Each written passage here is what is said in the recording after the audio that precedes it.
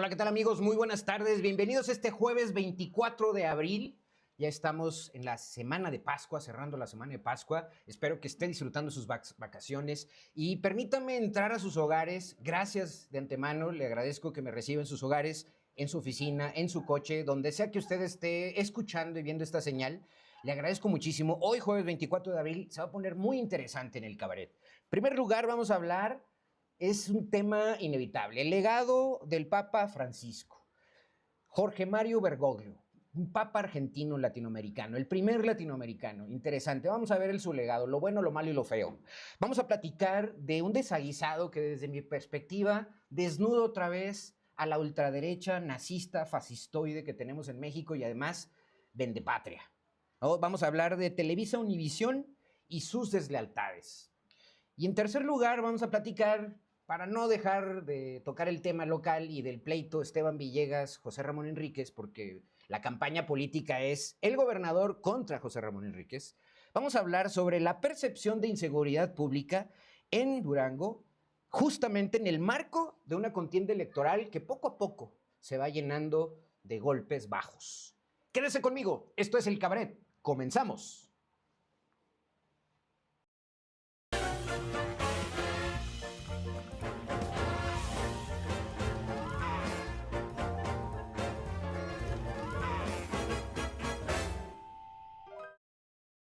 Ya estamos de vuelta, queridos amigos, y mire, como ya le explicaba al inicio del programa, al inicio, le agradezco de antemano el resultado que he tenido en redes sociales, gracias a su apoyo, gracias a la apertura que hay en los distintos canales, en YouTube, en Facebook, en Twitter, en TikTok, en plataformas como Facebook. Me parece que ha sido interesante. Y yo de antemano, insisto, le agradezco muchísimo el que usted esté día a día sintonizando, aportando comentarios, críticas, sugerencias y dando likes y compartiendo la información. Gracias por todo su apoyo. Pero mire, entremos de lleno a la información y sobre todo yo quisiera que, como siempre y a tambor batiente, en el cabaret, al estilo cabaretero, vamos a analizar la coyuntura local y nacional con los cartones. Y en ese contexto le pediría a mi equipo que plasmara los primeros cartones del día. El primero es, no podemos dejar de lado a Monero Hernández en la jornada. Puras payasadas. Está titulando un cartón de Donald Trump con el tema de malabareando unas bolitas ahí, que bueno fuera que estuvieran llenas de certezas, pero pura incertidumbre, aranceles. Un día pone aranceles, un día firma órdenes ejecutivas, otro día critica a las universidades públicas y privadas norteamericanas, ahorita trae un hándicap brutal por la crítica que ha recibido de las universidades y su posición ante Israel. O sea, fíjese bien hasta dónde llega ya la intervención. Otro día pelea con China, otro día pelea con Europa, al siguiente se abraza o habla por teléfono con Putin amistosamente, al día siguiente lo niega, etcétera, etcétera. Puras payasadas. En ese contexto, ya lo he dicho en este y otros programas anteriores, hay que tener tranquilidad y hay que arropar a nuestro presidente. Estamos tratando contra alguien que está siendo muy inverosímil, nada tonto, hay que decirlo, porque estas cuestiones que está utilizando para presionar a los distintos países y volver la hegemonía norteamericana en temas de comercio, en política, fíjese bien en dónde está quedando la otrora democracia más desarrollada del mundo, o una de las democracias más desarrolladas del mundo, en manos de un payaso como Donald Trump, un malabarista, que está jugando con los destinos de muchos países y de muchas personas. Ahí están muchos migrantes mexicanos, ahí están las industrias de la construcción, las industrias agropecuaria, está la industria automotriz, y me parece que, como se dice en el argot ciclista y en el argot de los corredores, el camino y la carretera lo va a poner en su lugar. Ahí está, puras payasadas, y vamos a ver con calma qué es lo que se va decidiendo a partir de que la realidad rebase a Donald Trump, a Elon Musk y a los ultrarricos que gobiernan hoy desde la Casa Blanca. Cartón número 2, que tiene que ver también indirectamente con la posición de Trump contra nuestro país. Y es un cartón de Rocha Monero en la jornada, que ahí ni más ni menos, que ahí le mando un saludo a mis queridos amierdicanistas, ¿no? a los que se enfundan en la casaca amarilla, el dueño de Televisa, el dueño de las Águilas del la América, Azcárraga Gallín, heredero del Tigre Azcárraga, heredero del soldado del PRI, del soldado del régimen a través de la televisora mexicana, pasando con Univisión, hoy que son ya una cadena internacional y que atienden el mercado hispano, pues se dio el lujo de pasar un mensaje, incluso en cadena nacional, dentro de nuestro país, con ataques hacia los migrantes, denigrantes. ¿Qué dice Monero Rocha? Y dice, antes de que empiece el partido, ¿no? Porque usted sabe que en horario AAA y ante la mayor audiencia posible, se pasaron estos anuncios. Antes de que comience el partido, cantamos el himno nacional y ya en el medio tiempo metemos el spot contra nuestros paisanos migrantes. Ahí está Televisa, ahí está Azcárraga Gallín, ahí está la comentocracia mexicana, ¿sí? Los comentócratas, la oposición. Quiero ver a ver si Ricardo Anaya hace un spot o con qué cara hace un spot defendiendo o abrazando a Azcárraga Gallín y las políticas antisemitas, fascistoides de Donald Trump. Quiero ver a Xóchitl Gálvez pidiendo una X, ¿no? Por México, ¿no? A ver, háganse cargo de lo que están promoviendo. A Verástegui, la ultraderecha mexicana, Ricardo Salinas Pliego, que están felices de ver este tipo de expresiones, como ellos todos los días denigran a sus empleados, denigran a la gente que colabora con ellos, pues me parece que es un gran reflejo. Háganse cargo, ¿no? Entonces hay que tener en cuenta esto y hay que censurar desde todos los puntos de vista posibles el surgimiento de ideas nazistas, fascistoides, antisemitas en nuestro país contra nuestros propios paisanos, ¿no? Cartón número 3, y aquí ya me voy directamente a lo local, con Cano Ma, Alfonso Cano Ma, que no lo podía dejar de lado, y es un cartón que se llama Desatención, que pone el dedo en la herida. Es un dedo, una herida que no ha sanado desde que irrumpen en el escenario los famosos uniformes y útiles escolares en Durango. Acuérdese que eso fue una política que surgió en tiempos de Rea Caldera. Dice ahí un burócrata hoy, de esos que estila Esteban Villegas tener ahí a su mando, dice, su solicitud será atendida en el módulo 3.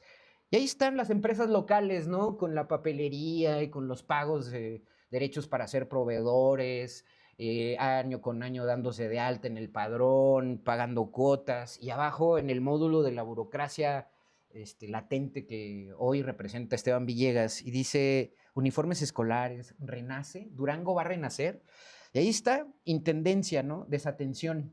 Su solicitud será atendida en el módulo 3. Así es como tratan a nuestros empresarios locales, así es como las políticas locales, acciones de proveeduría local se están yendo a entidades que están fuera de nuestro territorio. Con Aispuro fueron en Puebla, con Esteban Villegas, vaya usted a saber dónde son los proveedores, creo que del Estado de México.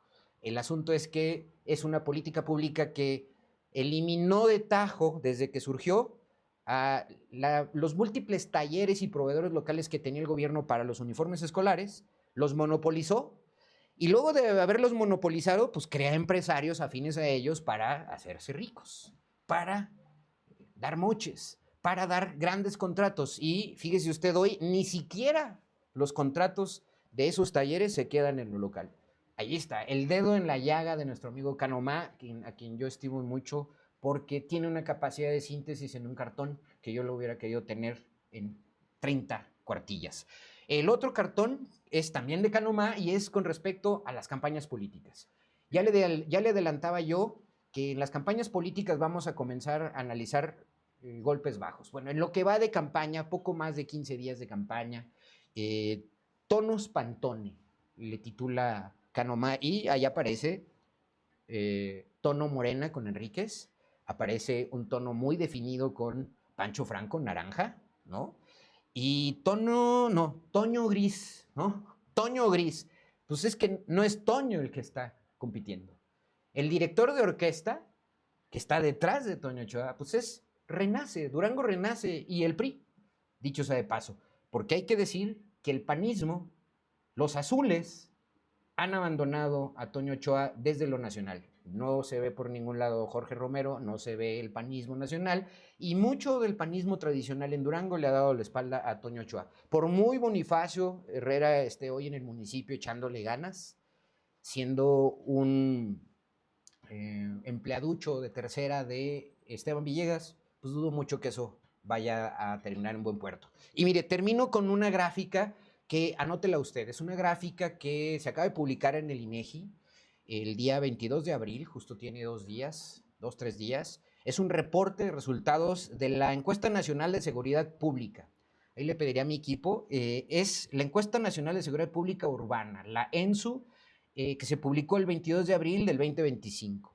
Es ni más ni menos que la percepción sobre inseguridad pública por área urbana en las ciudades de interés. En general, hay que decirlo, en el país, la percepción en promedio de inseguridad anda por el 61.9%, muy alta. Sí, casi 7 de cada 100 mexicanos, 70 de cada 100, 7 de cada 10 mexicanos, 61.9 en promedio, 6 de cada 10, 60 de cada 100, perciben alta inseguridad en el país. Pues bueno, el dato aquí que hay que destacar y que pediría a mi equipo que lo ponga en pantalla para que usted lo pueda observar, es que Durango, de marzo 2024 a marzo 2025, pasó de 33.4 en percepción de inseguridad pública en la capital a 46.3%. Es decir, creció 12.9 puntos. Una cantidad brutal. Claro, dirán los comentócratas y el nado sincronizado de las principales cadenas televisivas, las portadas de los periódicos en lo local, pagados por las oficinas de comunicación social, tanto el municipio como el estado. Claro, Durango es de los que menos percepción de seguridad tiene. Pues sí, si lo comparas con Culiacán, si lo comparas con Michoacán, Morelia, Tuxtla, etcétera, pues claro. Pero de manera relativa, pasar de 33.4 de un año a otro al 46.3, 12.9%, aquí en China es una cantidad muy alta. Entonces, pongan los pies en la tierra, señores. Al licenciado Galván, que ponga atención en el tema, porque parte de lo que se reporta de inseguridad pública es robos, asaltos, puntos de venta, maquinitas, que parece que aquí pasa desapercibido o no existen para las autoridades. Ahí está, tómelo con calma, analícelo, que lo voy a retomar al final del programa, porque voy a complementarlo con una encuesta que hicimos a principios de abril. Por mi parte, en este inicio del programa, en este bloque, lo dejo con estos datos, a pesar de que solamente en Durango, y eso lo digo entre comillas, se perciben 46.3% de inseguridad pública, crecimos 12.9 puntos con respecto al año pasado. Con todo lo que ello implica, ¿no? El negar los feminicidios, el negar el crecimiento del robo a casa habitación, el negar los puntos de venta, el negar que haya maquinitas, etcétera, etcétera, etcétera, extorsiones telefónicas, el tema de la persecución a restauranteros por el tema de bebidas alcohólicas, la monopolización de los cigarros, las bebidas alcohólicas, etcétera, etcétera, etcétera, que parece que les pasa desapercibidos a nuestras autoridades en lo local. Vamos a una pausa y regreso con ustedes con el tema de la semana, que es coyuntural a nivel mundial: la muerte del Papa Francisco. Volvemos enseguida.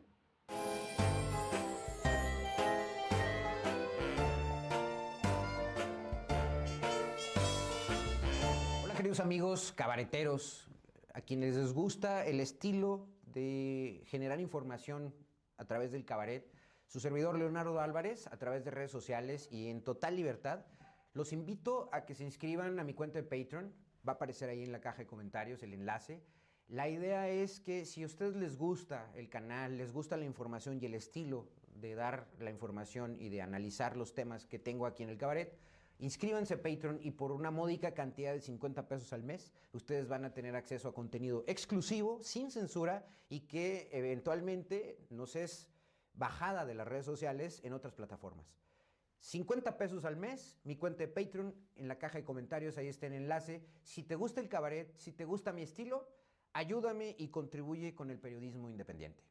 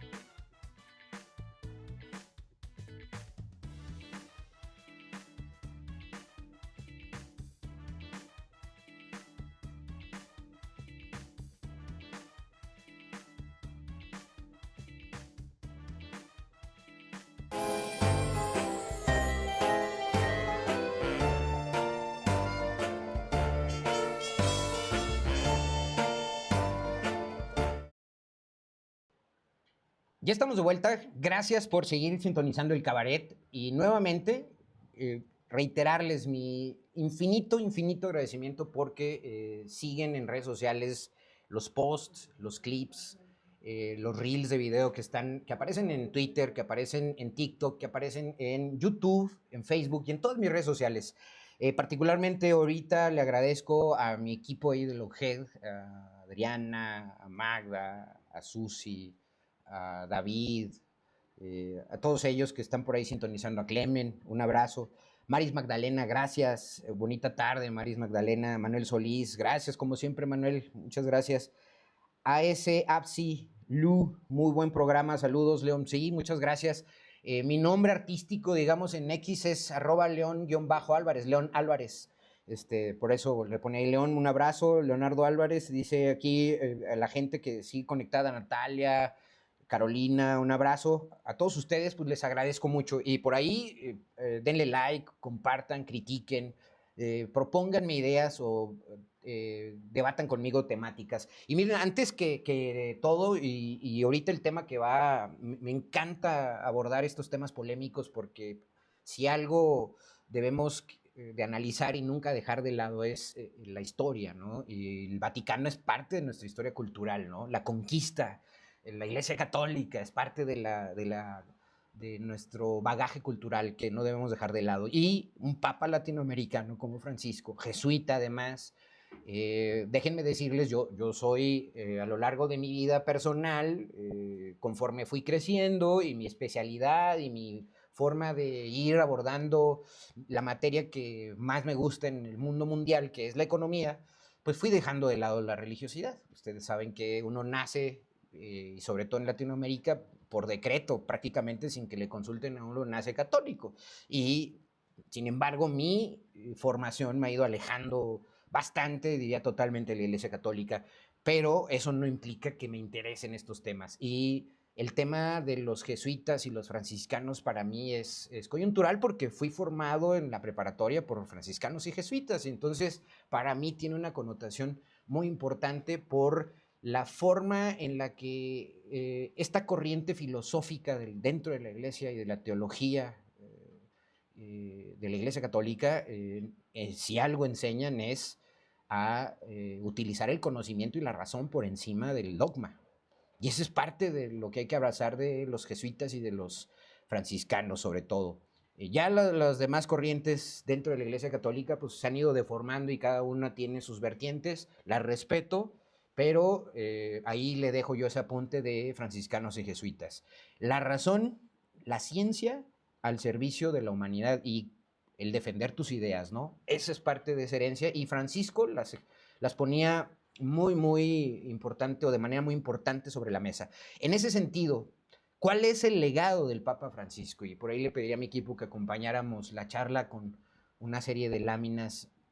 La primera que me gustaría que pusiera ahí sobre la mesa es eh, lo importante que es que en este tiempo de fascistas, de antisemitas, de ultra nacionalistas que traen ya racismo en sus posiciones políticas, eh, dirían los filósofos más oscuros, en tiempos de nihilistas y fascistas por el mundo de hoy, hablamos de un Donald Trump, de un J.D. Vance, que, dicho sea de paso, el domingo estuvo celebrando misa con el Papa, y vaya usted a saber si no se le indigestó por ahí al Papa Francisco y el lunes fallece, ¿verdad? J.D. Vance, que es aparte un reciente converso al catolicismo, ¿no? El secretario de Estado norteamericano, J.D. Vance, Donald Trump, Milley, que llamó diabólico al Papa Francisco, Orban, que trae ideas muy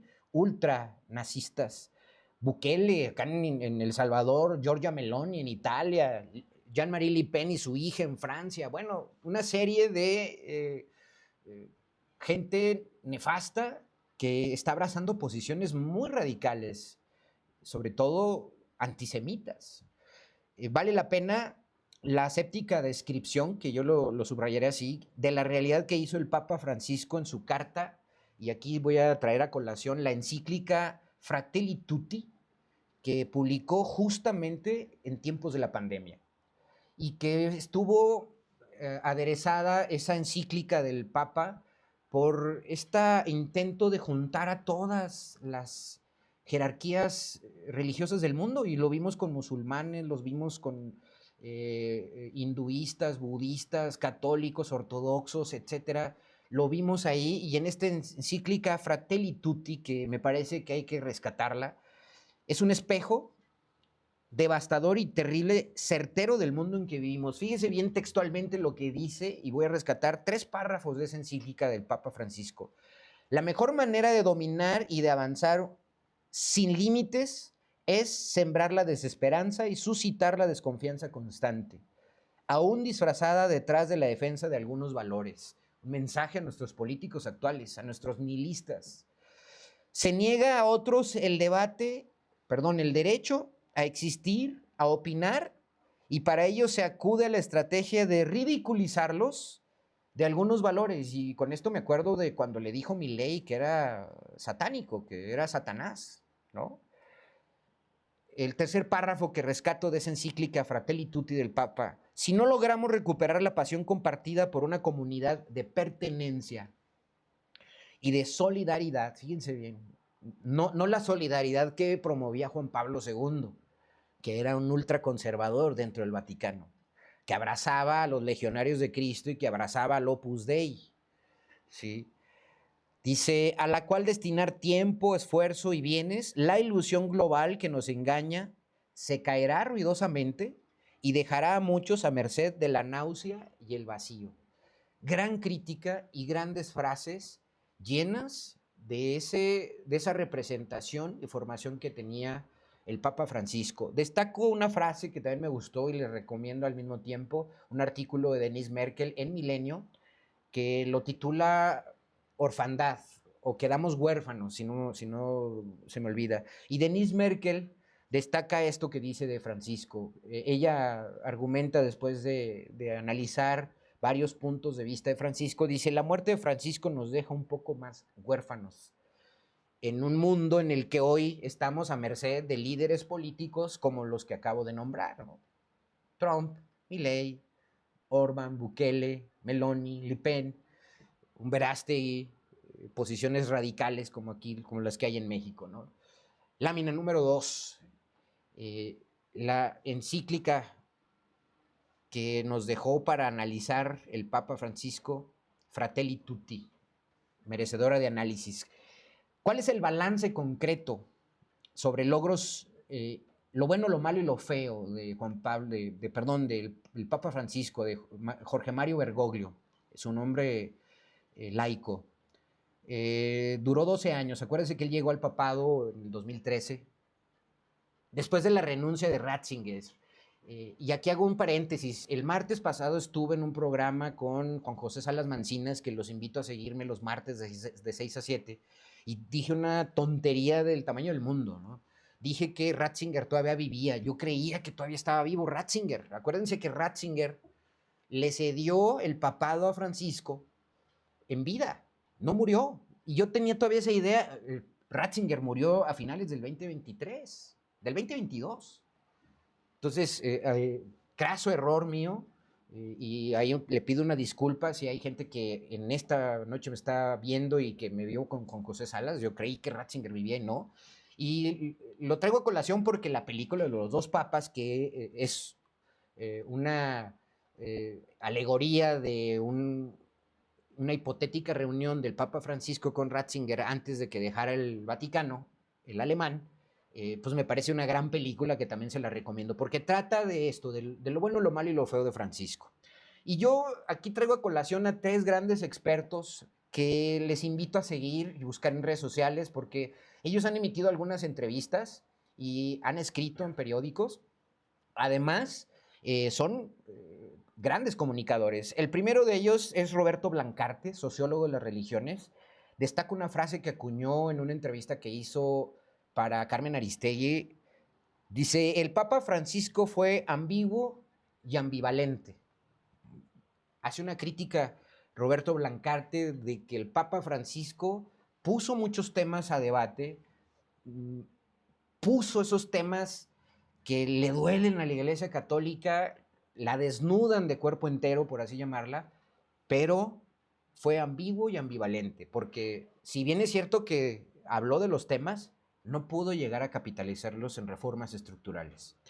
Alberto Barranco Chavarría, que hoy es embajador de México en el Vaticano, interesantísimo, porque además él tiene una historia, él es especialista en religiones también, sociólogo de las religiones también, y él acuña una frase también estos días que le invito a rescatarla, que dice, Francisco contrastó radicalmente frente a Ratzinger. Y eso es muy importante, frente a Ratzinger y Juan Pablo II y el Opus Dei y los legionarios de Cristo y toda la iglesia heredera de Pedro en el Vaticano de ultraderecha y conservadora. O sea, hay que decirlo con todas sus letras. Nunca hubiera sido posible de otro sacerdote más que de un papa como Francisco, que además jesuita, tenía 400 años los jesuitas siendo aplastados por la Iglesia Católica. Bueno, Francisco contrastó radicalmente frente a Ratzinger, Juan Pablo II y la Iglesia Católica tradicional, totalmente, y los incomodó, tanto que ahorita está el debate y que ahorita vamos a llegar a ese. Tercer personaje que yo le invito a que siga y que busque información, escritos de él, es un gran especialista que además conduce un programa, se llama Sacro y Profano en Canal 11, Bernardo Barranco Villafán. Él es sociólogo, economista y experto en religiones. ¿Qué dijo Bernardo Barranco? Francisco fue un reformista sin reformas. Curioso, ¿no? Un poco en el sentido de Blancarte. Reconoce los avances del Papa Francisco, la apertura, la crítica, porque hubo críticas, y a Norberto Rivera en México en 2016, estando Peña Nieto de presidente, le pone un golpazo, por así decirlo, con guante blanco, diciéndole que se tiene que acercar a los pobres, que se tiene que acercar a la pobreza, al voto de humildad que pide la Iglesia Católica. Bueno, Francisco fue un reformador sin reformas. Bernardo hace, digamos, la misma analogía que Roberto Blancart.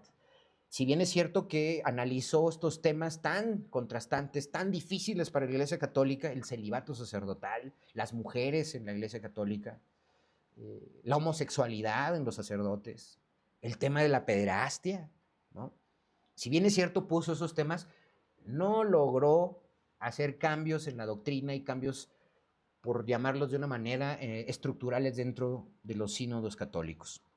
Lo bueno, que yo y con lo que me quedo, lo bueno de todo esto, puso sobre la mesa de debate abierto y público, y todos nos enteramos, desnudó, abrió los entresijos del Vaticano, el tema del manejo de los dineros también.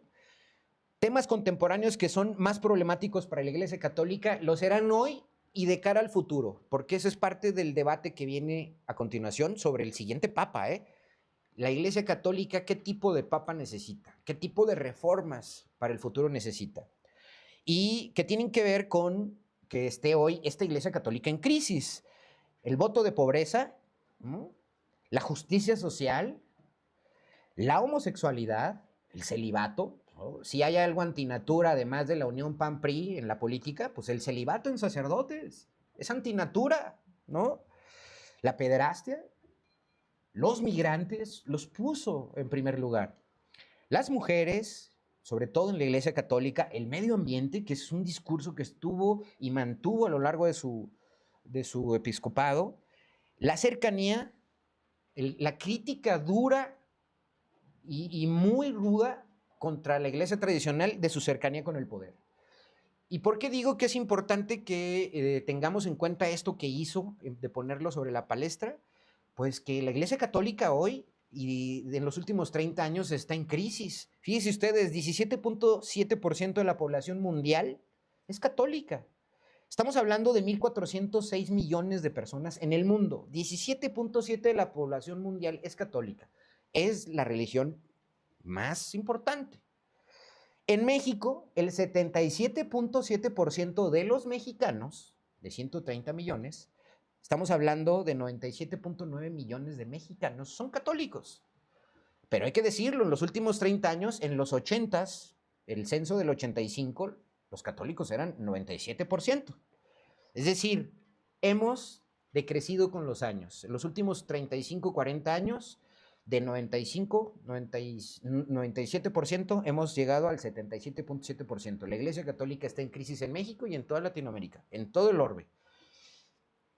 Punto número 3, que quisiera también dejar muy en claro sobre el legado del Papa Francisco, y esta es la gráfica que sigue. Lo malo y lo feo, ya dije lo bueno. Lo malo, no hay cambios doctrinales o constitucionales dentro del derecho canónico de la Iglesia Católica. Y a pesar de que hubo dos grandes sínodos, que son dos grandes eventos a nivel mundial, que duraron 2 años cada uno, es la convocatoria que hace el Papa para transformar estructuralmente la Iglesia Católica. Hubo dos grandes sínodos durante sus 13 años como Papa. Sin embargo, hay que decirlo con todas las letras, no lo pelaron. La Iglesia tradicional guardó silencio. La Iglesia tradicional le dijo, permitió el debate y a oscuritas, pero no le permitieron hacer cambios. No hubo cambios estructurales dentro de la Iglesia Católica. Eso es lo malo.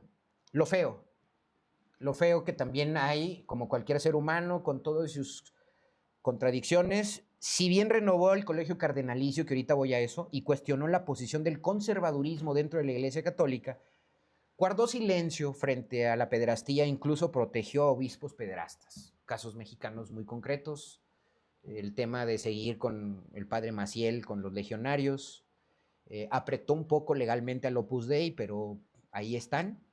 En una visita que hizo a Chile, no recibió a obispos de la región y de Chile en particular que estaban acusando a sacerdotes de pederastia, y se negó a tocar esos temas. En Argentina, por ejemplo, se limitó, nunca fue a Argentina, para empezar, y eso que fue un papa argentino, y se limitó a señalar comportamientos de ciertos arzobispos, pero no hubo consecuencias concretas. Es decir, evadió también el tema. Hay quien dice que le toca, o sea, esa papa caliente la va a heredar al siguiente papa, que le toca ahora sí llevar a cabo estos cambios. Vamos a ver si el sínodo y ahora el tema de la elección del colegio cardenalicio lleva a eso. Pero la Iglesia Católica, debo decirle, tiene 2000 años, y esos 2000 años ha convivido con el poder, nos guste o no.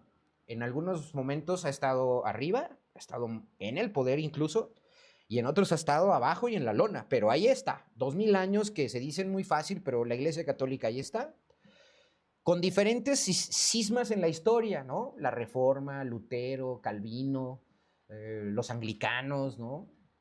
Enrique VIII, cuando se divorció y se quiso casar, pero que la Iglesia no lo reconoció, pues se hizo anglicano. Y dentro de la Iglesia Católica ha hecho reformas, ¿no? Pero cuando las hacen, son muy, muy, muy lentas y muy tardadas. Entonces, vamos a ver qué sigue. Y a eso voy. Ya dije lo bueno, lo malo y lo feo. Ahora sí, la continuidad o el viraje radical para elegir el nuevo papa. ¿Qué esperar? A mí me encantaría que fuera radical. Mi visión es más jesuita, más de eso, voto de humildad, de pobreza, de hacer ese cisma, pero pues, la mayoría de la Iglesia Católica es conservadora. El Papa Francisco, hay que decirlo, y usted lo puede ver en la gráfica ahí en su pantalla, nombró a la mayoría de los cardenales que elegirán a su sucesor. De 252 cardenales, y esto es un artículo que escribió se llama, si no me equivoco, Christopher Lamb, en CNN, búsquelo, se llama Se acerca una batalla entre cardenales para definir el liderazgo de la Iglesia Católica tras la muerte del Papa Francisco. Dice, de los 252 cardenales en todo el mundo, y solo 135, que son los del Colegio Cardenalicio, 135 tienen menos de 80 años y por lo tanto son elegibles para votar el próximo Papa. Con un total de 17 de esos 135, Italia es el país con más cardenales electores. Y aquí en la gráfica usted puede ver, ¿no? Hay 16 papas en América del Norte, 16 cardenales que están en el Colegio Cardenalicio en América del Norte, hay 53 en Europa, hay 4 en Oceanía, que hay que decir que son herencia de Francisco, hay 23 en Asia, hay 18 en África, en América del Sur 17 y en América Central 4. Bueno, 80 de esos los nombró Francisco.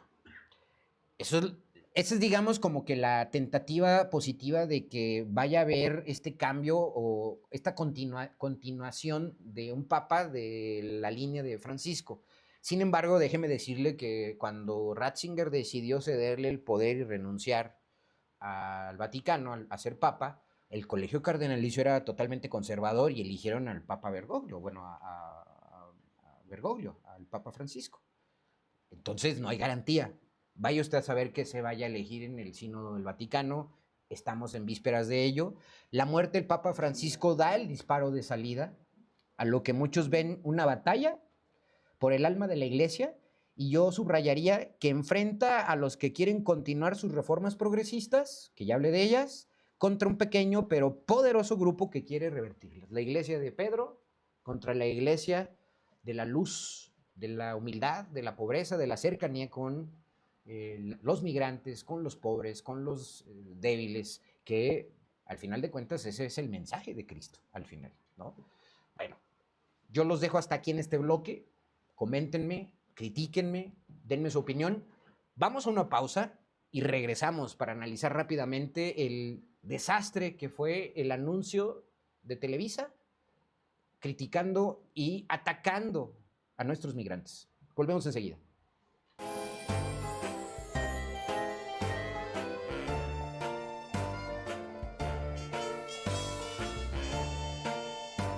Hola queridos amigos cabareteros, a quienes les gusta el estilo de generar información a través del cabaret, su servidor Leonardo Álvarez, a través de redes sociales y en total libertad, los invito a que se inscriban a mi cuenta de Patreon. Va a aparecer ahí en la caja de comentarios el enlace. La idea es que si a ustedes les gusta el canal, les gusta la información y el estilo de dar la información y de analizar los temas que tengo aquí en el cabaret, inscríbanse a Patreon y por una módica cantidad de 50 pesos al mes, ustedes van a tener acceso a contenido exclusivo, sin censura y que eventualmente nos es bajada de las redes sociales en otras plataformas. 50 pesos al mes, mi cuenta de Patreon, en la caja de comentarios ahí está el enlace. Si te gusta el cabaret, si te gusta mi estilo, ayúdame y contribuye con el periodismo independiente.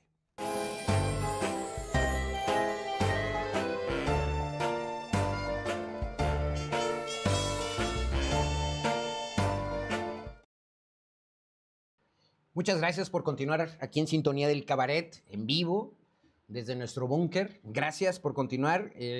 Vuelvo y reitero mi agradecimiento a quien está ahorita conectado, Maris Magdalena, Manuel Solís, AS Absilú, gracias.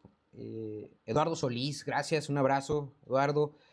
La maestra Centeno, un abrazo, querida maestra. Le mando un gran abrazo. Saúl Silva, Cayetano, mi hermano Chiva. Dice, totalmente de acuerdo, pues él era el ser reformista, dice, pues el ser reformista dentro del conservadurismo es muy difícil. Aplicar cambios, pues no los de extrema derecha no lo permitieron aplicarlos. Claro, claro, es un poco lo que vamos a ponerlo en sintonía como cuando alguien llega a una posición de poder. Cuando es alguien elegible dentro de un grupo de ciudadanos con un discurso disruptivo, pues sobresale del resto. Pero ese discurso disruptivo, a la hora de que llegas a una posición de poder, se hace muy complicado llevarlo a la realidad al 100%, porque tocas muchos intereses. Y eso es lo que le pasa al Papa Francisco. Por eso yo destaco lo bueno, ¿no? Lo bueno es que ponen el tema y el dedo en la llaga sobre muchas cosas que la Iglesia Católica oculta y ha ocultado a lo largo de los siglos. Y la posición de poder de muchos de nuestros clérigos pues, tenía que ver con el poder político y económico, ¿no? Y eso es lo más destacable de Francisco, ¿no? No le permitieron aplicar, dice, dudo que el que llegue logre hacer cambios o continuar la tendencia de Francisco, que en paz descanse. Pues vamos a ver, esto es, si bien es cierto que la iglesia es milenaria, muy tradicional, muy lenta, mi querido Cayetano, sí ha habido cambios. Obviamente, pues se necesita de una potencia enorme para llevarlos a cabo, pero bueno, yo no descarto que, dado el contexto actual y la crisis en la cual está la Iglesia Católica frente a otras religiones y frente al mundo que estamos, a ver, esa es otra de las razones por las cuales tenemos que debatir estos temas. ¿Cuánta gente está dejando de lado las religiones? Porque ya no son la panacea, ya no son la solución tampoco, ni el non plus ultra a seguir, por decirlo de una manera. estamos dejándolas de lado. Y entonces también tienen que hacer cambios y tienen que escuchar a su audiencia, escuchar a sus feligreses. Entonces me parece que ahí hay un atisbo para mí de una señal de que puede haber una continuidad. Si bien es cierto, el colegio cardenalicio, en 80% de sus miembros, de esos 135 que van a elegir al próximo papa, los puso Francisco, pues tampoco es garantía de que elijan a alguien latinoamericano, a un papa africano, ¿no? Pues ahí se especula de un papa de origen negro. Pues bueno, bienvenido sea, ojalá, ¿no? Pero estemos al pendiente y sigamos debatiendo. Pero miren, el asunto que ahora me trae rápidamente y que no quiero dejarlo de lado es analizar lo de Televisa Univisión y sus deslealtades. Lo voy a poner en un contexto que a muchos de ustedes no les va a gustar, a la oposición no le va a gustar, pero me parece que es necesario. Hay un artículo y que la base de este análisis que hago es un artículo de una especialista en comunicación que se llama Irene Levy, que lo escribió el día 17 de abril en el Universal, lo cual recomiendo mucho. Irene Levy lo que dice es que fue un ataque a los migrantes. Dice, el anuncio que se pasó por Univisión y Televisa en horario AAA en México fue terrible. Es publicidad que transmite la idea de que los inmigrantes son criminales.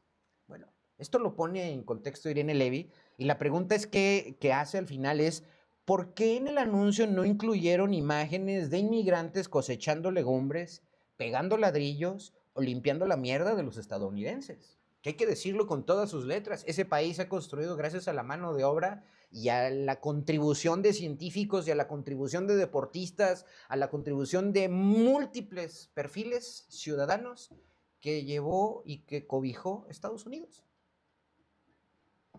¿Sí? ¿Por qué no incluyeron imágenes de inmigrantes cosechando legumbres, pegando ladrillos o limpiando la mierda de los estadounidenses? Eso es lo que se pregunta Irene Levy. Y yo me parece que hay que ponerlo en contexto y hay que atacar a Televisa en ese sentido. En el centro y con varias banderas de Estados Unidos en el fondo, ¿no? Hay que describir lo que pasó. Aparece la secretaria Kristi Noem de Homeland Security, que es como la secretaria del Interior, la secretaria de Gobernación del Interior de Estados Unidos, y dice lo siguiente: gracias, presidente Donald Trump, por asegurar nuestra frontera, por deportar a inmigrantes criminales e ilegales y por poner a Estados Unidos en primer lugar. Ese discursito de maga, ¿no? El presidente Trump tiene un mensaje claro para aquellos que están en nuestro país ilegalmente. Váyanse ahora. Si no lo hacen, los encontraremos y los deportaremos. Nunca regresarán. Es una terrible amenaza. Y dice todavía, por si fuera poco, durante demasiado tiempo, políticos débiles dejaron nuestras fronteras abiertas de par en par.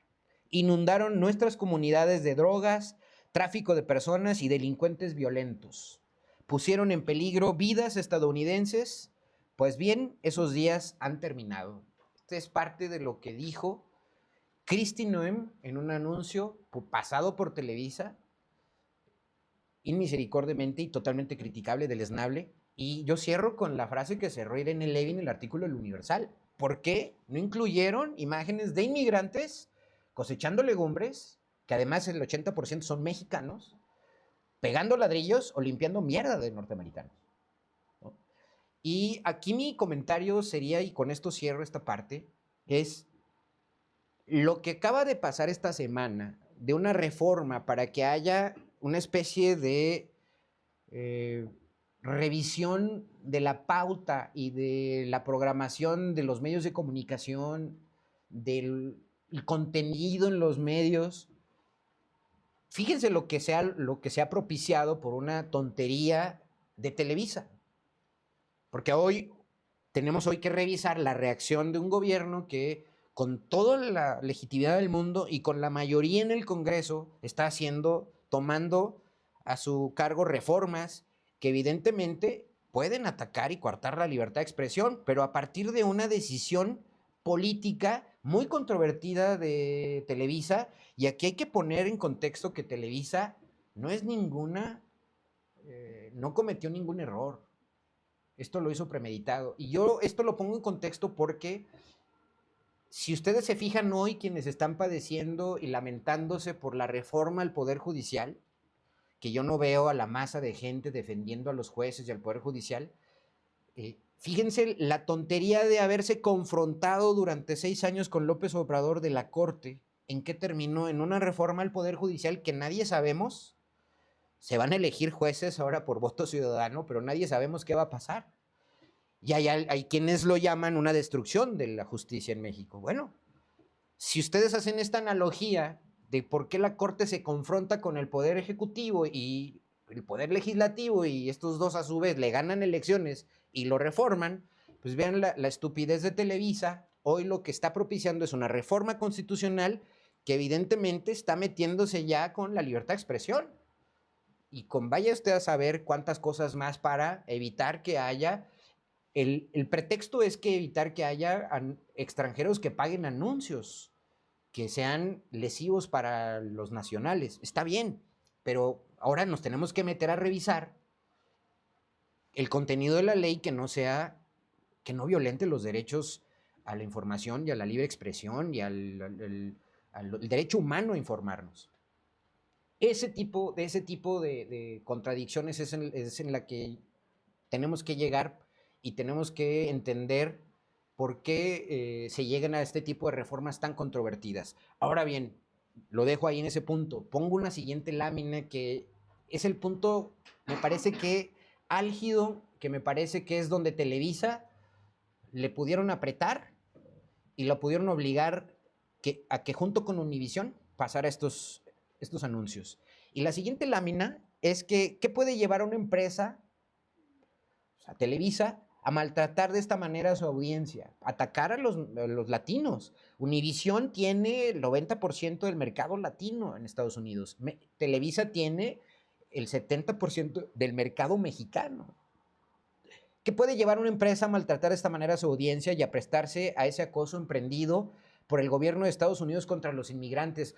Baste decir que la mayoría de los artistas, series, películas, deportistas, todo lo que usted pueda ver en medios de comunicación, anuncios televisivos, equipos deportivos, programas televisivos, noticieros, son latinos, son inmigrantes. Imposible no preguntarnos, ¿hubo un pacto con Donald Trump? ¿O Donald Trump se les trepó a la cabeza y los forzó? Irene Levy, en este mismo artículo, habla de lo siguiente. Estados Unidos ha invertido más de $200 millones en la campaña televisiva, de la cual este video forma parte y que conminan los inmigrantes a autodeportarse. Número 1. Dice Irene Levy, no cuestiono el derecho de cualquier país de definir su política migratoria, pero sí los medios. Esta operación antiinmigrante es distorsión y manipulación. Es discurso de odio, que eso es lo más grave, que ahorita estamos hablando del Papa Francisco, bueno, discurso de odio. De Trump y de su administración no sorprende, ¿no? Elon Musk saludando al estilo nazi, Donald Trump llamando delincuentes y basura a los inmigrantes. De ellos no nos extraña, son supremacistas blancos, pero sí llama la atención enormemente el hecho de que Televisa Univisión haya aceptado transmitir este inhumano y deleznable video en México. Se trata de la cadena de habla hispana con mayor audiencia. Y ahí tienen una imagen que para mí dice más que 1000 palabras. La salida de Jorge Ramos de Univisión recientemente, ahora que llega Trump a la presidencia, y la renuncia de Azcárraga Gallín a ser el presidente de Televisa. Detrás de ellos está el escándalo de FIFA Gate, la corrupción de Televisa para traer el Mundial 2026 a México. Me parece que es el contexto que no debemos dejar de lado. Jorge Ramos fue un periodista que atacó abiertamente a Donald Trump y que lo criticó durante su primer periodo como presidente. Sale de Univisión. Y Azcárraga Gallín, que está siendo investigado por sus nexos y corrupción con FIFA Gate, los agarraron, por así decirlo, del cogote, y me parece que ese es el contexto que no debemos dejar de lado para que hoy veamos a una cadena y a muchos medios de comunicación y a muchas universidades privadas alinearse a Donald Trump. Ese es el contexto que yo quería comentarle, vinculado un poco al comportamiento también deleznable de nuestra oposición en México, la cual tiene que hacerse cargo hoy. No veo los videos de un Ricardo Anaya, de una Xóchitl Gálvez, de una Kenia López, de Marco Cortés y compañía de Jorge Romero, hablando, a ver, sigan defendiendo a Donald Trump, sigan defendiendo a Javier Milei, sigan defendiendo a Ricardo Salinas Pliego, que tienen esos discursos y que así tratan a la gente con la que conviven a diario. Cierro este siguiente bloque y no se vaya, le espera un cierre estupendo porque vamos a hablar de la percepción de inseguridad en Durango y de las campañas políticas. No se vaya, volvemos enseguida.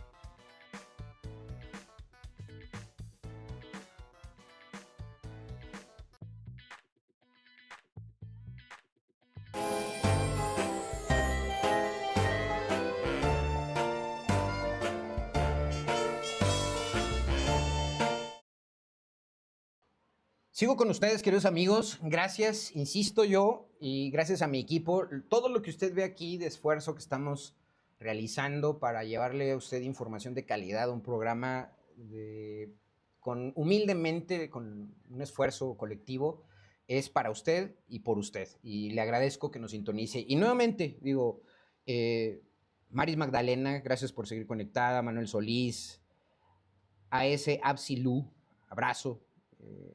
Eduardo Solís, al jefe Pechu, hombre, que es un gran anfitrión. Un abrazo al jefe Pechu y a su familia, que esto no sería posible sin su apoyo. Eduardo Solís, la maestra Olga Centeno, ya sabe, querida maestra, que la admiro, la quiero, la estimo mucho. Y mi querido Saúl Silva y mi querido hermano Chiva, Cayetano Silva, hombre, que ahí les dimos una ayudita con las Chivas a los Pumas, hombre. Ni modo, lo siento, pero ahí estamos.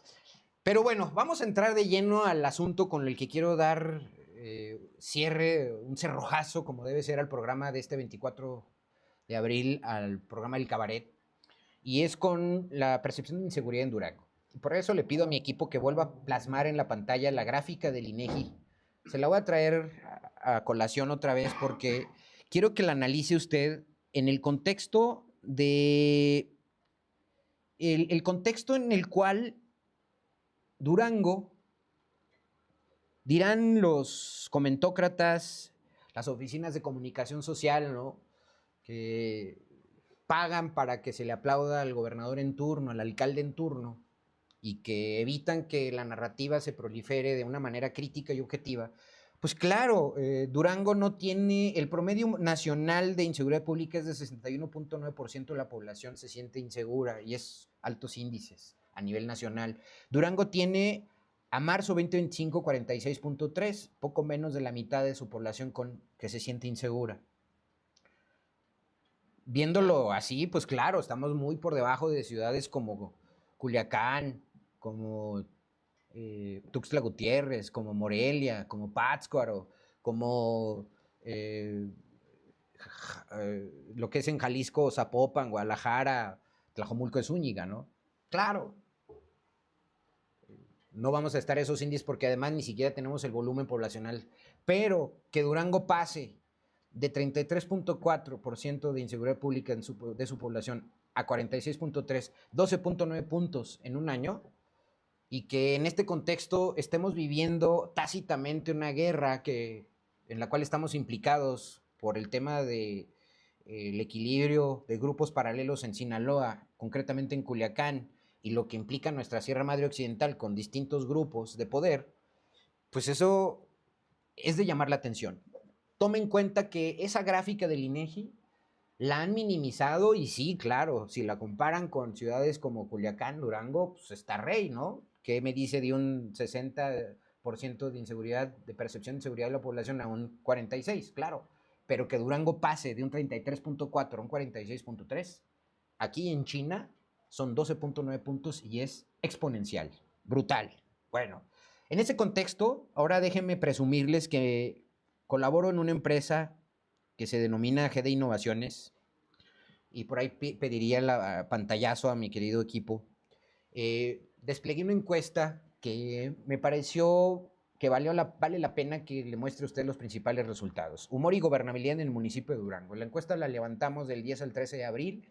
Son 800 casos, 800 cuestionarios efectivos en vivienda, en toda la mancha urbana de la ciudad, que abarcan 6 distritos electorales. Con eso le digo todo. Básicamente, el margen de error es más o menos 3%, y estamos hablando de que, y aquí quiero ser muy claro, y voy a leerle textualmente lo que dice ahí, dice, es una muestra del estado de ánimo de los ciudadanos entrevistados, que eso es una encuesta en vivienda, y en todo caso, un panorama que muestra el rechazo y animadversión de un segmento de la población hacia los temas y contenido de la entrevista, de la encuesta, en la fecha del levantamiento de los cuestionarios, del 10 al 13 de abril, justo la semana en donde salíamos a vacaciones de Semana Santa. Esta encuesta, y esto lo quiero dejar muy claro, no tiene ningún fin electoral, no es para ningún partido político o candidato, y es únicamente con el objetivo de medir el humor social de la población del municipio de Durango en temas y contenidos específicos de la entrevista.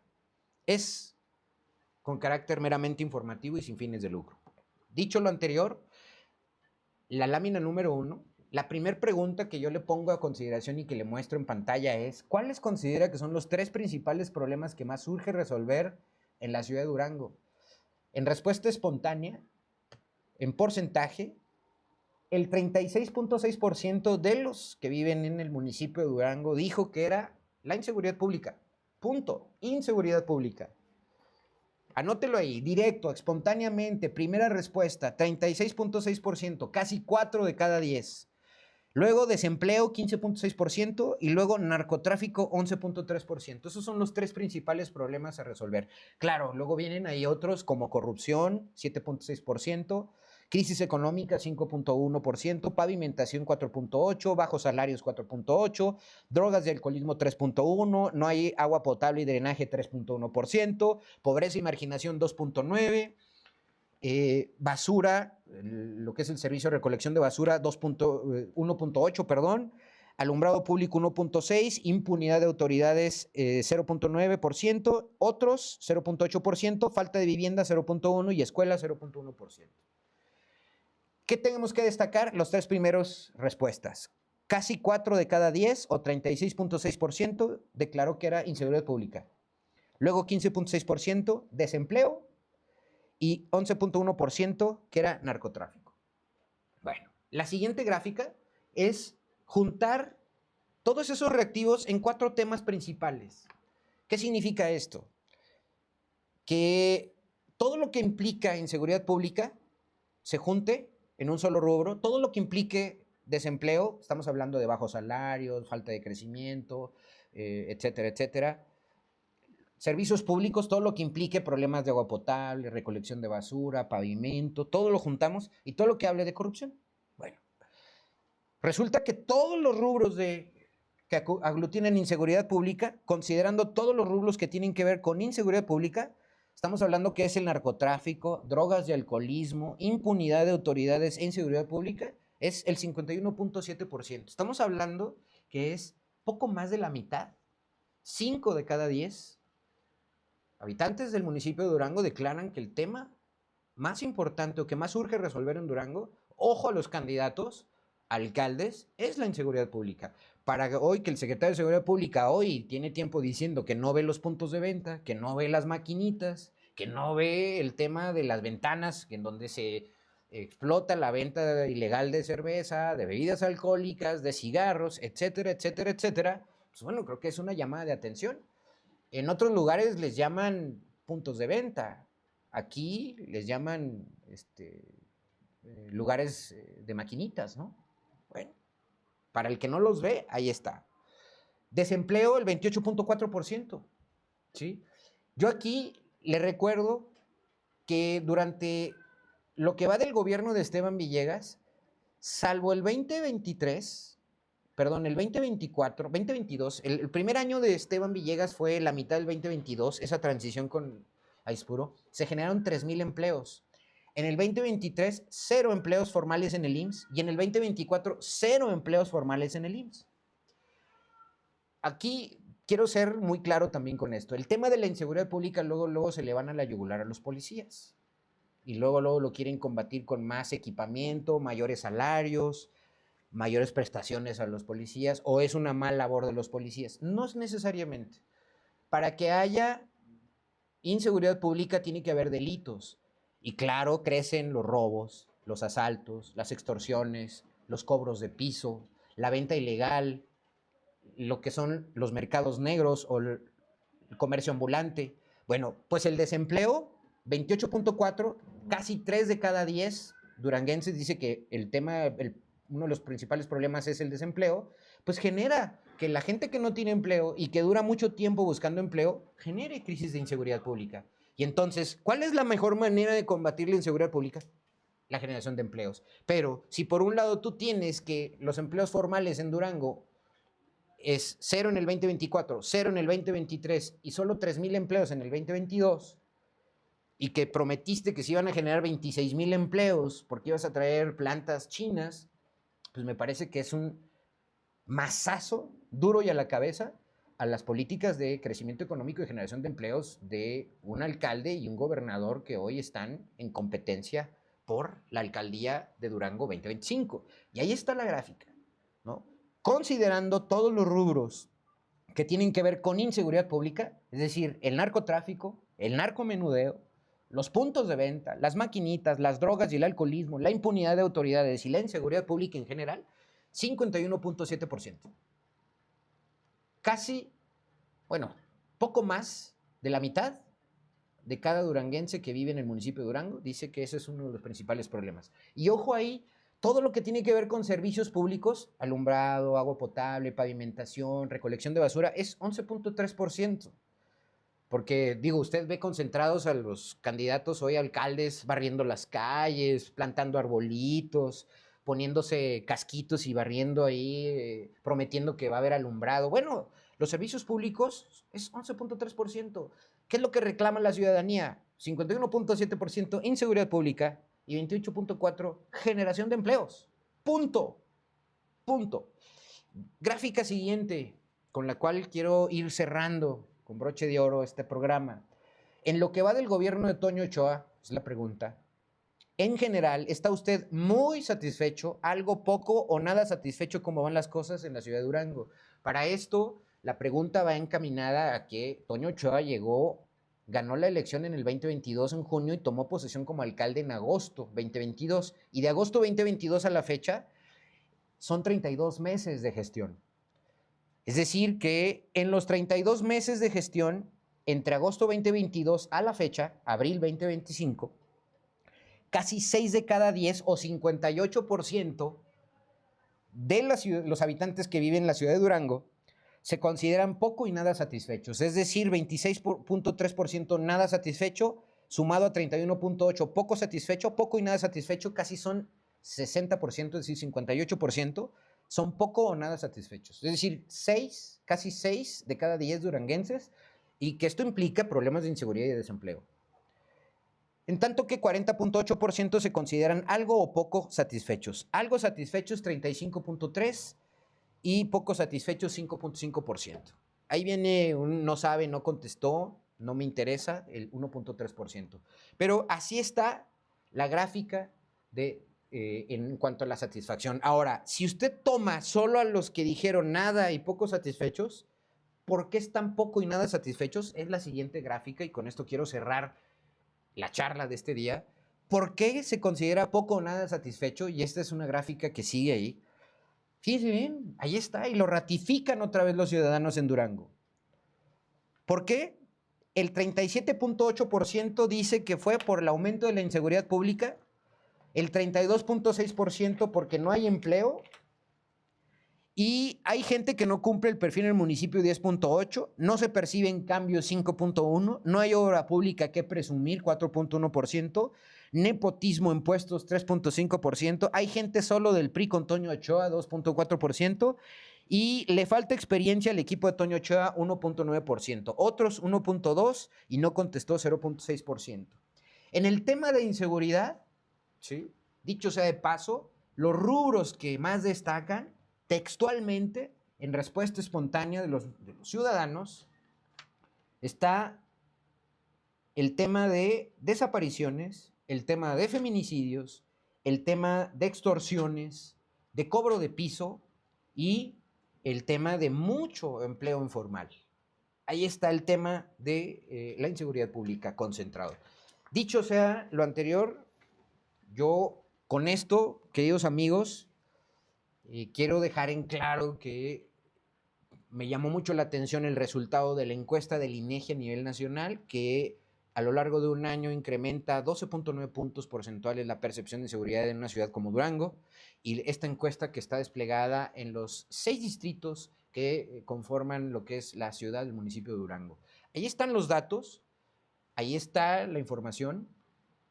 Yo lo invito a que pongamos estos temas a debate. Hoy que nos están tocando la puerta y que nos están llenando de anuncios y parafernalia política, vendiéndonos las perlas de la Virgen, y que además estamos atestiguando que llevamos gran tiempo, de un tiempo para acá, con pactos oscuros, que eventualmente no son los que llegan a la alcaldía, ni el alcalde, ni el presidente municipal, ni el gobernador, ni su equipo que forma parte del Poder Ejecutivo, los que toman las decisiones y gobiernan en una ciudad, en un estado como Durango.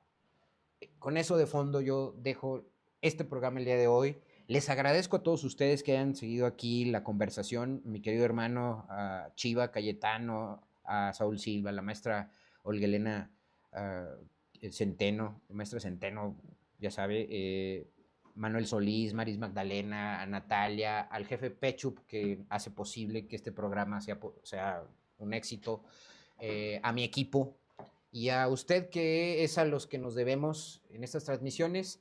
Le invito a que le dé like, que comparte el programa, que lo replique y escríbame, reviénteme en redes sociales también, critíqueme, propónganme.